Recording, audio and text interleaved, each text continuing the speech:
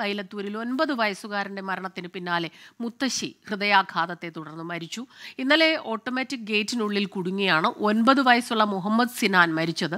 കുട്ടിയുടെ മൃതദേഹം കാണാനായി ആശുപത്രിയിലെത്തിയപ്പോൾ കുഴഞ്ഞു വീണാണ് മുത്തശ്ശി ആസിയ മരിച്ചത്. സമീർ ബിൻ കരീം ചേരുന്നുണ്ട് മലപ്പുറത്തു നിന്ന് വിവരങ്ങളുമായി.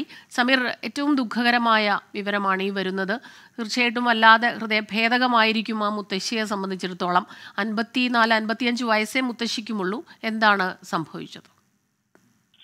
അസ്മിത, ഇന്നലെ വൈകുന്നേരം 4 മണിയോട് കൂടെയാണ് ഈ ഗഫൂർ സജില ദമ്പതികളുടെ മകൻ മുഹമ്മദ് സിനാൻ എന്ന് പറയുന്ന 9 വയസ്സുകാരൻ ഈ ഓട്ടോമാറ്റിക് ഗേറ്റിനുള്ളിൽ കുടുങ്ങുകയും പിന്നീട് മരിക്കുകയും ചെയ്യുന്ന ഒരു സംഭവം ഉണ്ടാകുന്നത്.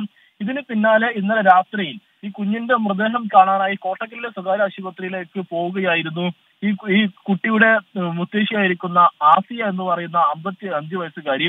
ഈ പോകുന്ന വഴിയിൽ വെച്ചാണ് ഇവർ കുഴഞ്ഞു വീണ് മരിച്ചത് എന്നുള്ളതാണ് നമുക്ക് മനസ്സിലാക്കാൻ കഴിയുന്നത്. ഹൃദയാഘാതമാണ് മരണകാരണം എന്നുള്ളതും നമുക്ക് ആശുപത്രിയിൽ നിന്നും വ്യക്തമാകുന്ന ഒരു സംഭവമുണ്ട്. ഈ സിനാനും ഒപ്പം തന്നെ മുത്തശ്ശിയും തമ്മിൽ വലിയ അടുപ്പം ഉണ്ടായിരുന്നു. ഇതാണ് അപ്രതീക്ഷിതമായി കേട്ട ഈ സിനാന്റെ വിയോഗം ഈ മുത്തശ്ശിയെ താങ്ങാനാവാത്ത വിധത്തിൽ കൊണ്ടുപോയത് എന്നുള്ളതാണ് മനസ്സിലാക്കാനാകുന്നത്. നിലവിൽ 2 പേരുടെയും മൃതദേഹം ഉള്ളത് കോട്ടക്കലിന്റെ സ്വകാര്യ ആശുപത്രിയിലാണ്.